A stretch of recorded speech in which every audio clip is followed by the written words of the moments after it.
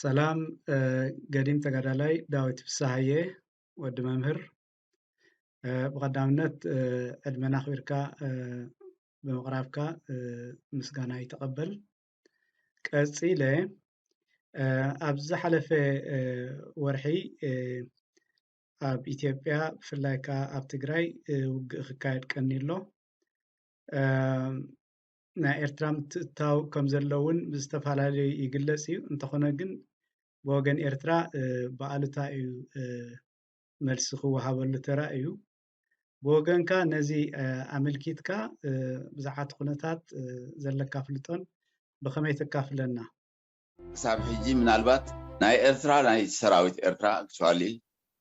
ኣብዚ ግጭት እዚ ብቐጥታ ተሳታፍነቱ ብብዙሕ መንገድታት ነዚ ብጭብጥታት ንምርግጋፅ ፈተነታት ብኩሉ ወገናት ክካየድ ፀኒሑ ነይሩ።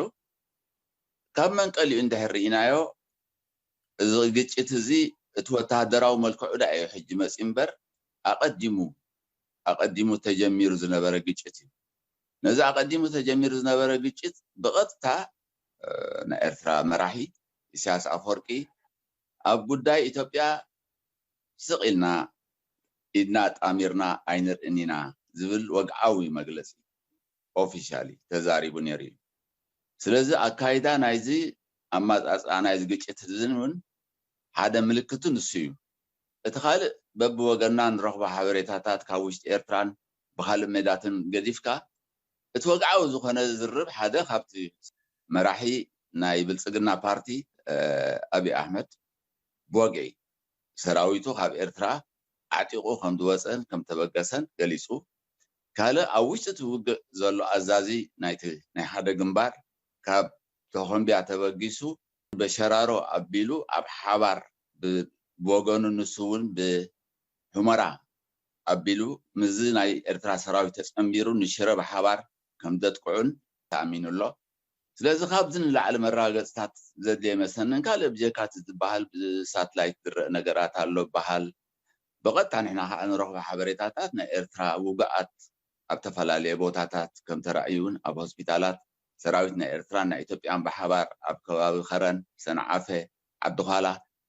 ይሕከሙ ከም ዘለውን ዝብል ዝተፈላለዩ ሓበሬታታት ኣሎ። ነዚ ኩሉ ሓበሬታታት ዝጠርኒፍካ ናይ ሰራዊት ኤርትራ ምትእትታው ብዘይ ዝኾነ ይኹን ነገር ሓቂ ምዃኑ ክረጋገፅ ይኽእል ማለት እዩ። ካብቶም መረጋገፅታት ካልኦት እቶም ንስደት ዝኸዱ እውን ዝብልዎ ነገራት ኣሎ። ናብ ሱዳን ኣትዮም ዘለዉ ብዘይኩ ተማሪኽና ዝብሉ ናይ ኤርትራ ወተሃደራት እውን ኣብ ሚድያ ወፂኦም ተዛረቡ ኣለዉ። ስለዚ በቲልካ በቲ ናይ ኤርትራ ምትእትታው እዚ ምልክታት እዚ ኣለዎ። ንዕኡ ዋላ ሓደ ከም መረጋገፂ ክውሰድ ይኽእል። ካብኡ ድዓቢ ነገር ብስርዓት ወያነ ናብ ኤርትራ ዝተተኮሱ ሚሳይላት ነይሮም። ንሰለስተ እዋናት እዞም ሚሳይላት እዚኣቶም ተተኪሶም ዝኾነ ይኹን መንግስቲ ኤርትራ ብዛዕባ እዚ ክዛረብ ፈቃደኛ ኣይኮነን። ፈቃደኛ ዘይምዃኑ ከዓኒ ናቱ ኢንቮልቭመንት ናቱ ምትእትታው ስለ ዘለዎ እዩ እምበር ከም ሓደ ናይ ስርዓት ሓላፊ ወይ ድማ መንግስታዊ ኣካል እቲ ኣብ ልዕሊኡ ተፈፀመ ደብዳብ ቁኑዕ ኣይኮነን። ኣብ ልዕልና ደብዳብ ይፍፀም ኣሎ ዘይሕጋዊ እዩ ኢሉ ክኸስስን ከቕርብን ምተገቦ ቴሌቭዥን ኤርትራ ብዛዕባ ኣብ ሶርያ ዝተተኮሰ ቡምባ ክትዛረብ ከላ ብዛዕባ ኣብ ኣስመራን ኣብ ከባቢኡ ዝተተኮሰ ሚሳይላት ክትዛረብ ክሳብ ሕጂ ኣይተረኣየትን። እዚ እንታይ የረጋግፀልና? ናይቲ መንግስቲ ምትእትታው ብቐጥታ ከም ዘሎ ኣብቲ ኩናት እውን ከም ዘሎ የረጋግፀልና። መራሕቲ ትግራይ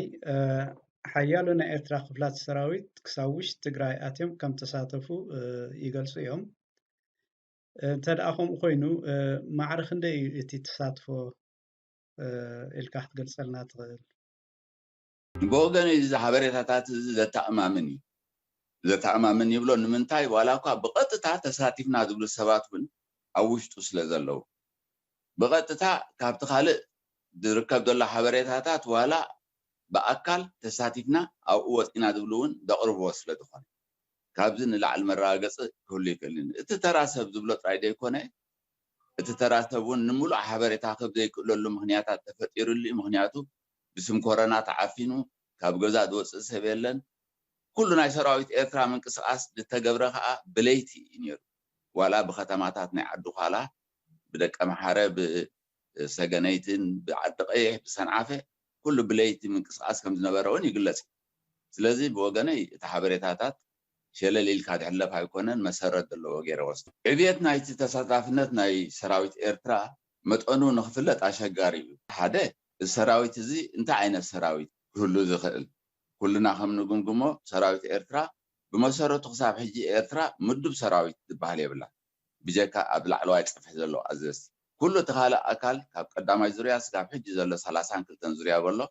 بمدو هاجراو أقول قلت ስለዚህ ምድብ ሰራዊት ኢልካ ክትፅዋዕውን ኣይክእልኒ ምናልባት እቲ ቁሩብ ዓቕምታት ኣለዎ ክበሃል ዝኽእል እቲ መካናይዝድ ኣሃዱታት እቲ ናይ ከቢድ ብረት ኣፅዋርን ዝጥቀም ኣሃዱታት ኣብዚ ኩናት እዚ ተሳቲፉሎ ዝበሃል 3 ክፍለ ሰራዊታት ናይ ከቢድ ብረትን 6 ክፍለ ሰራዊታት ናይ ኣጋርን ዝብል እዩ ብወገነይ ትፈልጦ ማለት እዩ ካብኡ እንዳዕሉ ክኸውን ይኽእል ቁሩብተይ ተወሲኽዎ ክኸውን ይኽእል ብዝኾነ ግን ገምጋም ዘሎ እዚ ተሳቲፉ ዝበሃል ስለዚ እዚ ሰራዊት እዚ ዓይነቱ ካብ ብዙሕ ጥራይ ዘይኮነ ኣብ ዓይነቱ እውን መፅኻ ክትሪኦ ከለኻ እዚ ሰራዊት እዚ ክሳብ ሕጂ ናብቲ ሃገራዊ ኣገልግሎት እቲ ሙሉእ ዝነበረ ተመኩሮታት ሰኒቑን ተመሓላሊፉልን ክበሃል ኣይክእልን ምክንያቱ ኣብ ሃገራዊ ኣገልግሎት ዝፀንሑ እሞ ከዓ እንተወይ ዝበልናዮ ካብ ቀዳማይ ዙርያ ሒዝካ ክሳብ ሕጂ ምናልባት ሓደ ክልተ ናይ ቦጠለን ኣዘዝቲ ክህልው ይኽእሉ እምበር ካብኡ ንታሕቲ ዘሎ ፅሑፋታት ዘለዎም ተራ ከም ዝበዝሑ ስለዚ ኣብ ኣድማዕነት ናይ ውግእ ዓቕምታቶም ኣብ ተመክሮታቶም እንድሕር መፂኻ ዝተሰጋገረ ናይ ተመክሮ ናይ ምእዛዝ ዓቕምታት የብሎምን ስለዚ ነቲ ኩናት ብመጠኑ እቲ ኣድማዕነት ናይ ሰራዊት ክትሪኦ ከለኻ ከምቲ ዝደሎ ከይኸውን ይኽእል እዩ ማለት ብወገነይ ከም ካልኦት እዞም ተሳቲፎም ኣለዉ ኢለ ዝግምት ኣነ ኣብዚ ውግእ ዘለውቶም ዝበዝሑ ኣባላት ናይ ሰራዊቶም ናይ ሃገራዊ ኣገልግሎትን እንተኾኑ መብዛሕትኦም ቶም ካብ ርሑቕ ገጠራት ሰበኽ ሳግምን ሓረስቶትን ካብ ርሑቕ ገጠራት ዝተኣኻኸቡ እምበር ኣብዚ ኩናት እዚ ዝሳተፍ ዝኾነ ይኹን ወዲ ከተማ ኣብ ከተማታት ኣስመራ መንደፈራ ደቀ ኣምሓረ ባፅዕ ከረን ዝነበረ ክሳተፍ ኣይክእልን ምክንያቱ ነዚ ስርዓት እዚ ብምሉኡ ዳርጋ ካብቲ ሰራዊቱ ወፂኡ ምክንያቱ ፈልጦ ከዓ እዩ ረብሓ ከምዘይብሉ ነዚ ውግእ እውን ፈልጦ ኩናት እዚ ኩናት እዚ ከምዘይርብሖ እዚ ካብ ርሑቕ ዝመፀ ናበይ ይኸይድ ከም ዘሎ ዘይፈልጥ ሬድዮን ቴሌቭዥንን ዘይሰምዕ እዚ እዩ እቲ ኣብ ሰራዊት ኤርትራ ናብ ትግራይ ተላዒኹ ዘሎ ዘራይ ዘይብሉ ክንብል ንኽእል ብካልእ መንገዲ እምበር ናይቶም ኣዘዝቲ ዝበሃሉ ኣዝማዶምን ደቆምን ገለን ኣብ ፈቐዱ ኣዲስ ኣበባትን ኣብ ገለን ዘለዎ እያ ኣብዚ ኩናት እዚ ኣለውን ኣብቲ ሲቪል ሰርቪስ ዝፀንሐ ተጋዳላይ በሎ ገዲም በሎ ገለ ደቁ ከሰልፍ ኣብዚ ኩናት ዝኸአቱ ኣይክእልን ምክንያቱ ይፈልጦ ይስዕብየ ናይቲ ኩናት ብኡ መሰረት ሕጂ እቲ ሰራዊት ናይ ኤርትራ ኣትሎ ዝበሃል ካብ ርሑቕ ገጠራት ዝተኣኻኸበ ደሃይ ዘይፈልጥ እዚ ስርዓት እዚ ናበይ ይወስዶ ከም ዘሎ ዘይፈልጥ እዩ ዘሎ ሓራይ ኤርትራ ኣብቲ ኩናት ተሳቲፋ እንተኮይና ስለምንታይ እያ ኢዳ ክትሕውስ ትደሊ ዘላ ምትእትታዋ ኸ እንታይ ዞባዊ ሳዕቤናት ክህልዎ ይኽእል ክንብል ንኽእል ኤርትራ ከም ኤርትራን ህዝባን ኣብዚ ግጭት እዚ ዋላ ሓንቲ ረብሓ የብሉ ኤርትራ ኣብዚ ግጭት እዚ ተኣትወሉ ዘላ ምክንያት ንናይ ሓደ ሰብ ሕዱር ጥሙሕ ንምርግጋፅ ካብ መጀመሪኡ ትሒዙ በብደረጅኡ ክኸይድ ዝፀንሐ ነገራት እዩ እምበር ንህዝቢ ኤርትራን ንሃገረ ኤርትራን ዘርብሕ ግጭት ክኸውን ኣይክእልን እዩ ግጭት ምክንያቱ ኤርትራ ናብዚ ግጭት እዚ ምእታዋ ብቐንዱ ሓደ ሕጋዊ ኣይኮነን ምክንያቱ ኣግሬሽን እዩ ስለዚ ኤርትራ ናብዘይ ናታ ሃገር ከይዳ ሰራዊት ከተእቱ ከምቲ ዝበልክዎ ኣግሬሽን እዩ ወራር እዩ ወራር ከዓ ብዝኾነ ይኹን መልክዑ ሕጋዊ ይኮነ ብኻልኣይ መጠን ኤርትራ እንታይ እዩ ረብሓ እንታይ እቲ ናይ መጨረሻ ኣቺቭመንት ወይ ድማ እንታይ እያ ከተረጋግፅ ትደሊ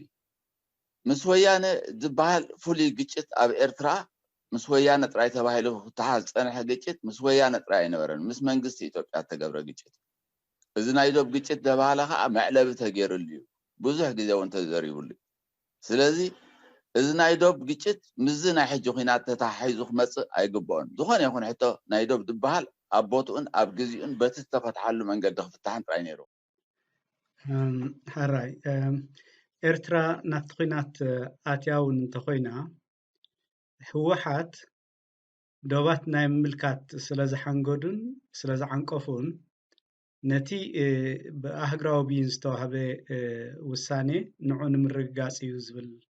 زربالو أبزي رئيتها انتايو እዚ ባህላዝን ደሞ ቁኑዕ ኣይኮነን ቅቡል ኣይኮነን ድብሎ ዘለኹ ምክንያቱ እቲ ናይ ደብ ግጭት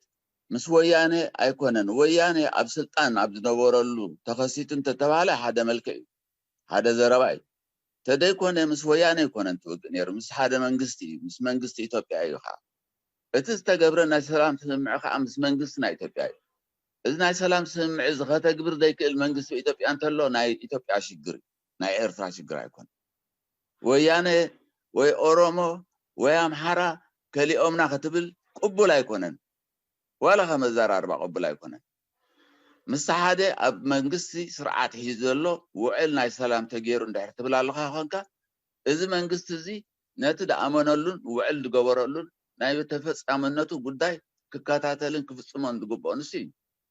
ካልእ ኣካል መፅኡ እትዮም ገሊኦም ሕራይሉና ነይሮም ቶም ገሊኦም ኣይበሉናን ኢሉ መማሳመሲ ክገብር ቅቡል ኣይኮነን ስለዚ ታባህላ ንርእሳ ነዚ ዳሒሩ ዝመፅእ ዝነበረ ምዕባሌታት ካብተን ጠንቅታት ሓንቲ እያ ነቲ ዓንቃፋ ኣካይዳ ክፈትሕ ዝኽእል ኣብ ኢትዮጵያ ዘሎ ስርዓት ክኾን ኣለዎ ምክንያቱ ወያነ ኣካል ናይቲ ስርዓት እዩ ኣብ ድላይ ይሃሉ ክሳብ ነዚ ንወያነ ምቁፅፃር ዘይከኣለ እቲ ኢትዮጵያ ዘሎ ስርዓት ወይ ድማ ነቲ ንሱ ደኣመነሉ ከተግብር ዘይከኣለ እቲ ስምምዕ ኣይተተግበረን ማለት ሕራይ እሞ ንሓደ ስዒረአ ዓንቲረአ ኢሉ ዓለማዊ ብይን ዘይኽብር ዝሓንገደ ሓይሊ ኣድላይ ብዝኾነሉ እዋን ምግጣሙ ከም ነውሪ ክቁፀር ይኽእል ድዩ እዚ ካልእ ሕቶይ ኤርትራ ኣብ ዝሓለፈ 20 ዓመታት ወይ 18 ዓመታት ንበሎ እዚ ጉዳይ እዚ ብሕጋዊ መዕለቢ ኣብ መፈፀምቱ ዝበፅሐ እዩ ኢላ ኣሚናቱላ ቨርቹዋል እንታይ ዝበሃል እውን ተገይሩ እዩ ሕጂ እንተደኣኒ ብሓይሊ ናይ ምምላስ ድሌት ኣሎ ኮይኑ ኤርትራ ኣብ መደባታ ዳኣቱ እዩ ኣብ መደባት ናይቲ መንግስቲ ኢትዮጵያ ዳኣቱ ኣይኮነን ማለት እዩ እዚ ከዓ ትማሊ ኣብ መወዳእታ ድመፀ ዘረባ እዩ እዚ ጉዳይ እዚ ብሕጋዊ መንገዲ ዝተታሕዘ እዩ ብሕጋዊ መንገዲ መዕለቢ ክግበረሉ ተባሂሉ ተገይሩሉ እዩ ኣብ መወዳእታ ኣብ ዝሓለፈ 2 ዓመትን ገለን ዝሓድሽ መንግስቲ ኢትዮጵያ ዝሓድሽ ስርዓት ምስ መፀ ናይ ኣብይ ስርዓት እቲ ጉዳይ ብዘይ ዝኾነ ይኹን ዋዕል ሕደር ክፍታሕ ፈቃደኛ ኮይኑስ ምስ መንግስቲ ኤርትራ ተራኺቡሉስ መንግስቲ ኤርትራ ሃማን ንርእሱ ኣሚኑሉ ቆይ እቲ ናይ ሰላም ውዕል ዝበሃል መንግስቲ ኤርትራ ኣሚኑሉ ፈሪሙሉ እዩ እንታይ ፈሪሙሉ ተወዲ ናይ ምትግባሩ ሕቶ ሕጂ ንመንግስቲ ኤርትራ ዝምልከት ኣይኮነን ነቲ ዝፈረመ መንግስቲ ዝምልከት ስለዚ እዚ ብተዘዋዋሪ መንገዲ መፂኻ ካልእ መኽነይታታት ንምፍጣር ዝመፀ ኣዘራርባ እምበር ቅቡል ከዓ ክኾነ ሕራይ ምስ ጎረባብትኻ ሃገራት ቁጠባዊ ምውሃድ ምሕሳብሲ ሕማቕ ድዩ ስለምንታይ እዩ ጉዳይ ፌደሬሽን ተኣፋፍ ዝኸውን እዚ ካብ ቀደም እውን ኣትሒዙ በጫቅ ክብል ዝፀንሐ እዩ ማለት እዩ እዚ ጥሙሕ እዚ ከዓ ኣብ ርእሲ ናይ ኤርትራ መራሒ ኢሳያስ ኣፈወርቂ ዝሓደረ ጥሙሕ እዩ ቅድሚ ምዕዋት ብረታዊ ቃልሲ ቅድሚ ናፅነት እውን እንተኾነ ከምኡ ዓይነት ኣጣማምታ ከም ዝነበሮ ኣብ ገለ እዋናት ተገሊፁ እዩ ማለት እዩ ምስ መንግስቲ ኢትዮጵያ ናይ ብሓባር መንግስቲ ኮነቁም ዝብል ዘረባ ነይሩ ተቐባልነት ስለ ዘይረኸበ መኺኑ ተሪፉ ብድሕሪኡ እንተኾነ ኣብ 1993 ኢሳያስ ኣፈወርቂ ኣብ ኢትዮጵያ ኣብ ዝገበሮ ቃለ መሕተት ምስ ኢትዮጵያ ብኮንፌደሬሽን ክንነብር ንኽእልና ዝብል ናይ ገዛ እርሱ ገይሩ ነይሩ ማለት እዩ እዛ ባህላ እዚኣ በብእዋኑ እናበለት እያ ትኸይድ ዕድል ኣብ ዝረኸበላ እዋን ነዚኣ ንምትግባር ኩሉ ግዜ ክሰርሕ ፀኒሑ እቲ ብኤርትራ ዘሎ መራሒ ማለት እዩ ኣብ መወዳእትኡ እውን ኣብ ዝሓለፈ ናይ 2 ዓመትን ገለን ምስ ኢትዮጵያ ኣብ ተገብረ ስምምዕ እዛ ጉዳይ እዚኣ ትለዓል ፀኒሓ ማለት እዩ ምስ ኢትዮጵያ ብሓባር ክንነብር ኢና እዚ ህዝቢ እዚ ክልተ ህዝቢ ዝብል ጥዑይ ኣይኮነን ወይ ዘይፈልጥ ይብሎ ሓንሳብ ዶብ ኣየድልየናን ይብል ተባሂሉ ኣብ ክንዲ ዶብ ደንደላ ክንሰርሕ ኢና ግንቢ ክንሰርሕ ኢና ዝብል ኣዘራርባ ነይሩ ኣብይ ዝብሎ በብእዋኑ ዘልዕሎ ነበረ ሕቶታት ሓደ ሰራዊት ሓደ ናይ ወፃኢ ዝምድናታት ክንገብር ኢና ተባሂሉ ሓይሊ ባሕሪ ናይ ኢትዮጵያ ክግበር ምዃኑ ተገሊፁ ብወግዓውን መራሕቲ إذا كل كايدا نت أب إسياس سنة حتومة نعو نمرق كخيد سنة حقوزي نزع انكفات كوين الناس بلون تدع كوينو ناي هو هات حيلي كالي نزع أتحساس بازي نزع بحبار إيرتران إثيوبيان بحبار الله جيب كامخات دبها النجر نعو انكفات كوينات نادلا هو هات يا مو نزع أم إلى حايس دبها التقوينو أصول حقاوي كونن بخوم من قد فتحي قبان جن مس إيرتان مس هزبان تتحازون أيقونا مس طموح نه هذا أبسط أندلو مراحي نه إيرترا إزبل مس تتأساس سرد بايمان حراي قرم إرترا نأبياناي هوحات مكيتا لولا مريتا بحيلي كتوسد مسل يبلانديو نزبل حتى انتاي ملسم حابقالو أب حدا هاجر قوامي دس أنا منجستي ببقوانو أب حدا درجة ناي معبالة بس منجست ناو قصو خيد انت حسبه بفقاد ناي هزبون بدليت ناي هزبون نخومو دا أمسالة حتى خلع لهون أب إرترا كو خصاب حجي أفويلو دو تقمت أسرعات يلا منجستون يلا دليتات ناي هزب دن صبارق بقبونا منجستا ورص دا حازي سرعات يلا السرعات زي حنتي أوش تهاجرو دقون يهون نجر بوليتيكاوي محبراوي قطباوي ببهر رقعات دي فترة كساب حجي نتلمود بوليتيكاوي مسرح دي فتسامي نتيرو خيدو كونفدريشن كقبر يمسكالا هاجر كبل موخا أدحرج ناي 30 عمت مينات مسحانت مس أنصارا دكايدا نبر هاجر بمسرات بمنتاي قبل موخو ناي لوجيك حيسكا مسزي أمون جزء كتاجرات دي أتن زي نقص جنا دمي دلو دي نقص دم 30 عامت بدحريو ناي دوب تباهيلو ناي شحات هيوت مسوات تخافللو إذا خلو أبكم زعم السر خناتات نتير كاخيتكا قطباوي متسساردو كالدو خال النبل كام مغنيتات فتير كان نابزي دلي نام ملحق بس دخيد ويناب حدا هاجر كان بحدش نابتي قالو سلو أنصاره قالو سنعها نا إثيوبيا annexation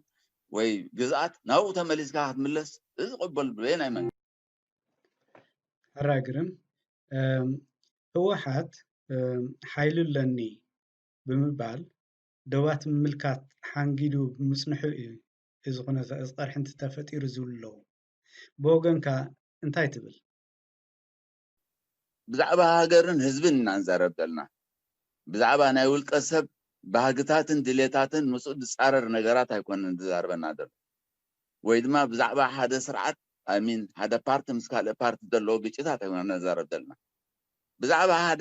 حدا هاجرن حدا هزبن كتزارب كلها قرحنتي صلئي قال اندهر الله هينو نباري بدلاي كا منقد خطفو سيتلنا وانس صلئي اندهر تفطيرو صلئي اب حزب انت اسريص صلئي حدغኛ እዩ ክትሕክሞ ትገብሮ ካልእ ጻዕርታት ኣሎ ንዑን ምሕካሙ ይቀልል እምበር ንዑ ንምርጓዱን ንምትኽታኹን ዝገደደ ይደምጽ ኣብ ዝሓለፈ መስርሕ እዚ ኩናት እዚ ናይ ዶብ ዝበሃል ዘሎ ከመይ ገይሩ ተፈጢሩ ስለምንታይ መጺኡ ዋላ ካልእ ምክንያታት ኣይነበሮን ንዓይ ኣይነበሮን ኣነ ከምኡ ክብል ከለኹ ባዕሉ እቲ ኩናት ዝወልዕ ኣካል ዋላ በቲ ካልእ ወገን ዘለውን ድብሎ እዩ ናይ ዶብ ግጭት ኣይነበረን ይድብል ናይ መን ሰዓረ ጉዳይ ናይ መን ሽም ተላዕለ ጉዳይ ናይ ፕሪስቴጅ ውግእ ናይ ውልቀ ሰባት እዩ حراي ازي ግጭት زي نኤርትራን ጎደቦናን بخمي كصلو يخእል بواغا سب ኣይትመልሶን ይኻነዚ بواغا سب ኣይትመልሶን ይኻነዚ ሰብ እንዳኸፈልካ ኣብ ኩናት እንዳእታኻ መመሊስካ ክትውዶ ኣይትኽእልን ኢኻ መወዳእታውን ኣይክህልዎን እዩ ብኸምኡ መንገዲ ኢትዮጵያ ተሰማዕነት ነይርዋ ኣብ መለስ ኣብ ስርዓት ከሎ ወይ ድማ ዳሕራይ በሎ ከምዚ ገይራ ኣብ ልዕልና እገዳ ግቢራ ካልእ እቲ ብኢትዮጵያ ድመፀ ስርዓት ነዚ ቅይር ይኽእል እየ ኢሉ ይመፂካ ነዚ ቅይር ይኽእል እየ ስለ ዝበለካ መንግስቲ ኤርትራ ተቐቢልዎ ካልኣይ ኣብ ከምዚ ኣመሰለ መስርሕ ኩለን ሃገራት ነናተን ተመኩሮታት ህልወን ሓንሳብ ተፈጥሩ ግጭታት መዕለቢ እዩ ዝግበረሎ እምበር ከምኡ እናበሉ እናቐፀሉ ንወለደታት ዝኸዱ ግጭታት የለውም እዚ ኣብ መንጎ ኤርትራን ኢትዮጵያን ድመፀ ግጭት ዳርጋ ንክልተ ወለደታት ከይድ ኣሎ ንሰለስተ በሎ ሕጂ ሳልሳይ ወለደ ይድኣቱ ዘሎ እዚ ግጭት እዚ መዕለቢ ክረክብ ክኽእል ኣለዎ መዕለቢ ክረክብ እንተደኣ ኮይኑ ከዓ በብእዋኑ ቅርሕንቲ ናይ ውልቀ ሰብ ዝውሮ ወይ ናይ ውልቀ ሰብ ባህጊ ስለደይ ተረጋገፀ ናብ ኮቁ ከምርሕን ብኡ መንገዲ ክፍትሓን ኣይግብኦን እዩ እዚ ቅርሕንቲ እዚ እንተ ደኣሊ ኮይኑ ኣብ ሃንጎል ናይ ኢሳያስ ዝፀንሐ ቅርሕንቲ እዩ ኢሳያስ መራሒ ኮይኑ ኣይፈልጥን ኢሳያስ ኣዛዚ እዩ ኩሉ ግዜ ኢዘ ኮማንደር ንሱ ደይሰምዖ ሰብ ኣብ ወያነ ከይዱ በሎ ዋላ ኣብ ኢትዮጵያ ከይዱ በሎ ዋላ ብሕጂ እውን ካብኡ ክወፅእ ኣይክእልን እዩ ነዚ ናቱ ሕልምታት ባህግታት ወይ ባህርያት ንዑ ኢንተርቴይን ክትገብር ወይ ንዑ ከተራጉድ ኢልካ ግን መንእስያትካን ህዝብኻን ኩሉ ክትከፍል ኣይኮንካን በብእዋኑ ስለዚ ፍታሕ እዩ ክግበር ዝግብኦ ፍታሕ ከዓ ብከምዚ ሕጂ ዝኸዶ መንገዲ ብፅልእን ብቅርሕንትን ብተወዳዳርነትን ኣይኮነን ትመፅእ ኣብዚ ስምምዕ ተገብረሉ እዋን ሓደ ነገር ተዓዘብናዮ ነገር ነይሩ እቲ ፅልኢ እቲ ቅርሕንቲ እቲ ገለ ዝበሃል ዘሎ ከምደየለ ዘመልክት ናይ ራማ ናይ ክሳድ ዒቃ ክልቲኡ ዶባት ምስ ተኸፍተ ርኢናዮ ዋሕዚ ናይ ህዝቢ ርኢናዮ ዋላ ክልቲኡ ሰራዊታት ናይቲ መንግስታት ከመይ ገይሩ ከም ተሓቋቋፈ ከመይ ገለ እዚ እንታይ ይደር ኣብ ህዝቢ ይኹን ኣብ ካልእ እዚ ቅርሕንቲ እዚ ከምደየለ ኢና ንክደልና ስለዚ ካበይ ትፈጥሮ ኩሉ ግዜ ጥሙህ እዩ ናብኡ ዝወስድ ዘሎ ዋላ ነዚ ኣብ ኢትዮጵያ ዘሎ ሓድሽ ስርዓት ናብዚ ዘእትዎ ዘሎ ኮ ንሱ እዩ እየ ዝብል ኣነ ንሱ እዩ ምክንያቱ ምምስራት ናይ ብልፅግና ኣና ኣብ ቅድሚ ሕጂ እውን ኣብ ሓደ ኢንተርቪው ለየ ነይረ ኢሳያስ ኢዝ ፓርት ኤንድ ፓርሰል ኦፍ ብልፅግና ነዚኣ ክገብር ንሓድሽ ስርዓት ኣብ ኢትዮጵያ ሓደ ዩኒታሪ ስርዓት ሓደ ምእኩል ስርዓት ክገብር ከም ዘለዎ ገለመለ ክገብር ፀኒሑ ኣግሂዱ እውን ክዛረበሉ ፀንሐ እዩ እዚ ናብ ኢትዮጵያ ምምላስ ክገብሮ ፀንሐ ንዑ ዘመልክት እዩ ዋላ ነዚ ኣብ ኢትዮጵያ መፅኡ ዘሎ ሓድሽ ሓይሊ ሓድሽ ስርዓት ደፊኡ ደፋፊኡ ኣብ ከምዚ ዓይነት ኩነታት ደእቱ ዘሎ ናቱ ተሓሳስባት ኩነት ይደብር ድላይ ዓይነት ውፅኢት ኣለዎ ዝግጭት እዚ ንረብሓ ናይ ኢሳያስ ወይ ናይዚ ሕጂ ንሱ ዝሓልሞ ክኸውን ኣይክእልን ምክንያቱ ግጭት መወዳእታ የብሉ ኩናት መወዳእታ የብሉ ክጅምሮ ቀሊል እዩ ዝመስል ንክትውድኦ ግን ኣዝዩ ከቢድ እዩ እዚ ኩናት እዚ ድማ ኣብ ውሽጢ ክልተ ተፈላለየ ሓይልታት ኣይኮነን ናብ ገፂኡ ከይዱ ዓሌታዊ ኩናት እናኾነ ዝኸይድ ዘሎ ዓሌታዊ ኩናት ከዓ መወዳእታ የብሉን ዓሌት ምሎ ጠፋ ኣይክእልን ስለዚ ኣብ መሪሕነት ናይ ህወሓትን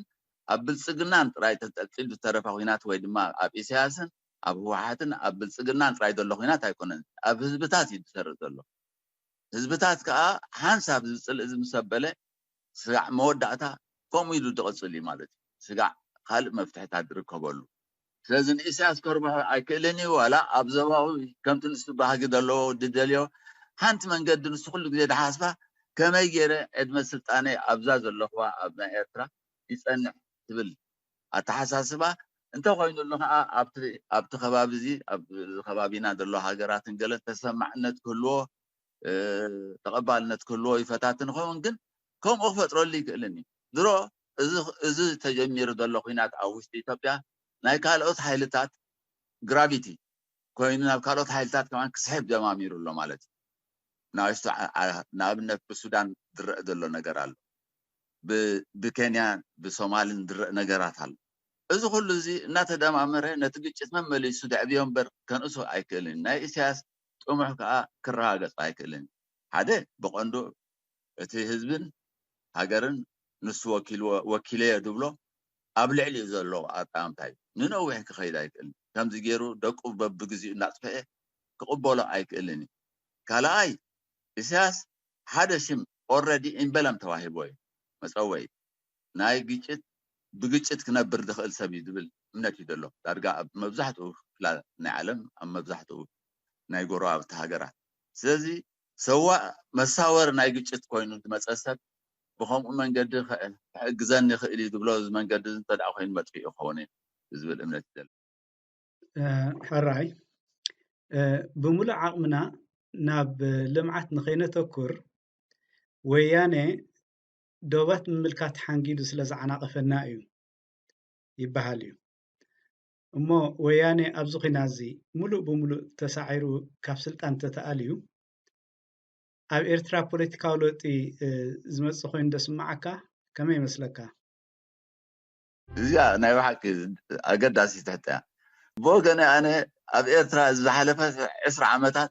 ህወሓት ቁጠባዊ ምዕባለ ከይግበር ህወሓት ግዛኣት ሕጊ ከይህሉ ህወሓት ምርጫታት ከይካየድ ህወሓት قوام كيصدق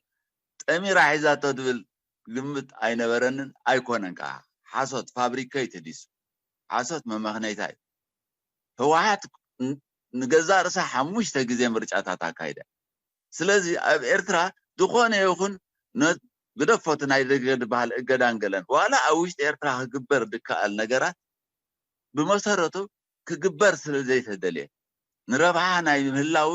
هلاونتنا إسياس لديه قلقل كل نجار كعن ثاني بوليتيكاو مستقر بحال دخون يوم بوليتيكاو قدات ناي إرترا تونزي واحد أبي كوينة أمون إرترا نايوش تا بوليتيكا لو تتات كي تجبر قوام كي تصدق مرجعات كي تجبر بجزءات حق كي تخيد إذا كله هو واحد أبي كوينة أتجبر نيرة حجي مهلاون ده مسعرنا هو واحد مسؤولته يتحازو خم يركع تحاز حنتي هايلنا تاجراو أقول قلت بحالها إذا هاجراو أقول قلت ما مخنيتا يو نيرو ما مخنيتا ناتجبره نايدوب شجرالنا نايدوب شجر ده أسرع عمل جيرلو زخون يكون ورا رأي ترى إن بتدوبتي زخون يكون بيتشت هاي تفترنا بتدوبتي إذا كم تعنتو يزولكو إرترا نايدز أرسل سراويت كمان كتاو مايكا ألت مدوب سراويت دبال بجوب بعلو بولنتا دمس بدومس دوتر فلوت حلافنا دلو درجة دفلت سراويت كمان كتجبر هاي كألت نزها جراو أقول قلت سب نخدم قر نخيم مهر متان كي حاسب أقدس بوليتيكاون حتى تاتكيل عل تباهيرو بتسرحه هذا ماشينيو وتي هاجراو أقول قلت سبات كونديشن دا جبره أمورهم كم دي سرحلو خاب صادم تحت كم سرحو إن جبره دخيد مسارحي تزي هو هات أبي كوينا انكفات نيرا حجة خسلة دي لاس انتاي لو تيخمس بإرترا إزي حلمي إرترا إذا كتاب الله دقون يهون لو تخمس أيكلن مغنيات نعوقو أي تغموني لو تدبهال انت دا أسب تأجيبو كعاتتي انت دا أسب رهيوو نور هيوت مسيو حتى خلعلي إذي تعاساس بانا إسياس أب إرترا هذا حدش نجر فتيرو مالك هذا حدش كونديشن الدخان بحال فتيرو سب أب إرترا حج زاد ليه ناب سب مملاس مجمريا كن بخالف ناب تنفور سب كملاس خلا الله سب حتى خلعل تدأخوين حتى خلعل تدأخوين أخ أبزم مصاودي أنا إسياس تحاساس بانا يفرحي كوت تخلع الله سلذنا هو واحد مهلاون مسعارن نسرعات زي وي تجناتات يجبر وي لو تتات كمس بوليتيكا وطباو محبراو دبال حلمي ناير ويانا كاب سلطان انت تعاليهم كمون إرترا بأهجراوي بيت فرد استبين لا مريتان تحيزا إرترا بوليتيكاولو تخمس أيكيلن ديو أرتا هذا كابتن لوتس دفع معبالة إيزو هناتز ولا كابت تسدل من قد أيمسا نلوتي أقداس دخنا بعتاي مغنياتو حجون هذا تتريفز نبرة ولدنا إرترا أبزيه ديو أبزيه ملكتهم كنات أتي يتفعل له إذا دفترة قبل ما تسخلي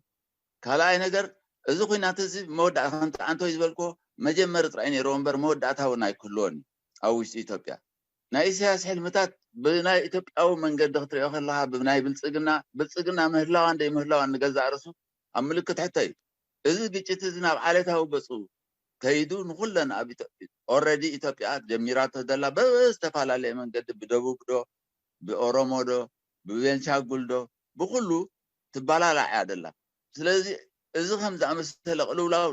نتي إسياس دحلنا بروبو من قد خدلو دحسبه بلصقناون حايل رخيبو أبز مسم رجعتها تعوات وين هو صبين نبر خون أيكلن أقرب أجزاء رينا تمرجع ويكنا واحد وبمسرته دما تمرجعون أي جبر نخون أبيت سلازي أتي نايدوب ناي إرترا بحال دلو بحايلي أنا حدا نقدر أعمل لهم سراويت عد رخيبو نتدوب حاليفو سلادو خده دحراي نتدوب كأ عتي دو كبلي مونا إرترا نايدوب قداي تفتح بحال إزي فيزيكال فتاي أيكون ندير نايدوب شجرة الله هاي نا أمره حتى ناي سبات أويش دوات زنبرو سبات بحبار ناي منبارن حتى منبر ناي مريت محنساسن داي محنساسن أيكون توم سبات أويش تخبابت زنبرو بسلام كنبرو لزخول نحتم تعايفهم توم قراب تخنبرو لزخول نتات كتر نعود ملك سراخ أقلالو امبر اتسلا دهدم كايو اتسلا دفئت اتسلا دحاره دبال دوبات بو تحانسي تخنا برايكلني مهنات قصالي شفتها ما كطفا يكلني انكون اوكي هوحات ابين مشاركتون كتقعنا مدلواتهم وديهم سلازنورو نفسنا خنكلاخيلنا نسراويت سمين ازي اتقعنا يبليهم بريتوخا معرخندي مخنيتو لازنغر زي اوكي قديمونا بتناتي متو دارغات تعزبتاتي جيش اني رندي از خوينات زي ناب برت تتغيرلو مدرخ كنبلو نخل نعو التقينات اوريدي تجميرو تصنحي ببدرجو اتز نبر التاكتيك ويسلتي نتي اب ويان زنبر مريحنت ليكوديت نمبارين نعون مقبار كابو ساعات من قدتات خيود تصنحام من قد نايت بالصقنا بارتي وي دما من قد منغست ناي ابي ابزو وانزي افت موداتاو انتخونه انا زاس قمت زيا ولا بناي اسياس بروجكت بولو ولا ناي ابي اتحساسبا نزا حيل زي او هولو بيت كعاتيركا كم تخالق مالتي دخان يخون نابو ديخيد نجار كفتصمو دحاسبو نيرم إلى قمت كابز سوى كيسكات رخلها زيرو اوبشن بس يحام هو حاك نخنياتو وي مهلاوي وي مدفع مكل خالي ديفنسيف اجريشن اي نبره مكالا خالي نير نطوف مكل خالي حراي ناي إثيوبيا سراويت اب إيرترا مصي تعليم وصل كم زنبره يتكسيو انت دقا خمو نير خوينو مزي حجي زكايت زلو خنتاتات تأساسيرنا كنتمتو نخل له اوكي اتي ناي إثيوبيا سراويت اب إيرترا اتيو تعليم وصل كم زنبره دبل حبريتاتات اقدمو نيرن ديو ግን بمسارته اتي دتوسد سقمتي اب كبابا نمتاومي بخلوتي منقدي سراويت إثيوبيا اب إيرترا مصي تعليم دوسدل مخنيات ولا حنت يرداننا اب غرغرا تعليم يغبر كم زنبره خالوت ابالات سراويتون تفلالي سلطناتات يوهاب نيرم دبحالالو نسو حق وين سمعني ግን انا نعو فالسيفا يغبر مخنيات تمسلك دي امنلو اب إثيوبيا دل على ناي سلطنا عقملو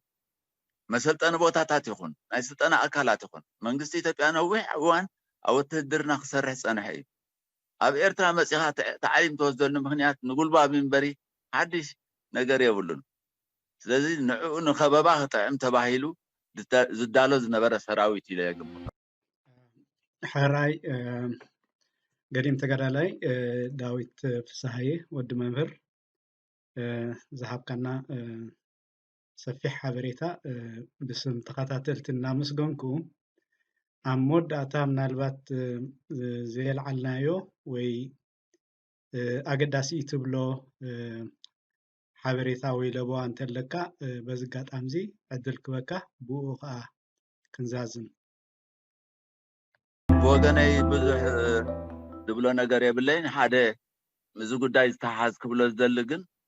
ዘስደምም ነገር እንተኮይኑ እቲ ሰራዊት ናይ ኤርትራ ናብ ከምዛ መሰለ ኩናት ካኣቱ ከሎ እቲ ሰራዊት ተራ ሰራዊት እኳ ዋላ ናበይ ከይድ ከም ዘሎ ደይፈልጥ እንተኾነ ብፍላይቶም ንዑ مريحهم دأتوا دلو أكلات صعبينن تنقل نايز خينات هذي بجوب زردامي تاي وسيت كم زهلوون كجوم خلو إلى جمت أب كم زيجن سراويت مريحهم متاهم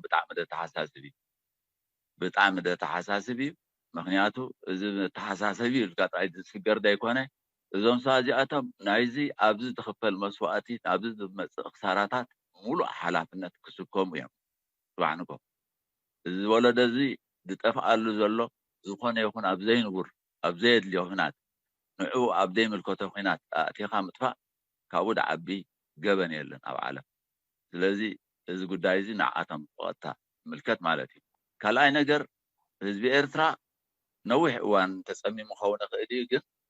أنت مجمع يازبالكو نابسب من لسك خلالو سب مالتك أنت تقنتي دقنزوا دكو تتوقعتي تم كخدو خلو رياكت خقبر خلالو نوحيو ስለዚህ እዚ ሰብ አው ድኾነ ሰብ ካልእ ፖለቲካ ገለመት አደ ይኮነ ከም ሰብ ግን አደ ወዳ ዳጠፋ ከሎ ናብ ዝኾነ እንዳኸደ ከሎ ትምኢል ካምራይ እዚ ናይ በሓቂ ሁሉ መንገዱ ዳይጥዒ ስለ ዝኾነ እዚ ኣብ ግምት ክእትዎ ክእል ኣለዎ እዚ ብደገ ዘሎ ኣካል ነፍሲ ወከፍ ሰብ ነፍሲ ወከፍ እዚ ኣብ ደላይ ፍትሒ በሎ ተቃዋሚ በሎ ደጋፊ በሎ ሓው ሓፍቲ ዘመድ ደይብሉ ሰብ የለን ኣብታ ሃገራዊ ኣገልግሎት ዘሎ ሓው ሓፍቱ ገለ ኣብ ከምዚ ዓይነት ኩነታት ክኣቱ ከሎ ኣፀቢቑ ከጠንቅቆን ከፍልጦን ኣለዎ ንዑ ድማኒ ካብ ሓደጋ ከድሕኖ ክእል ኣለዎ ስለዚ እዚአን እንተን ክብለን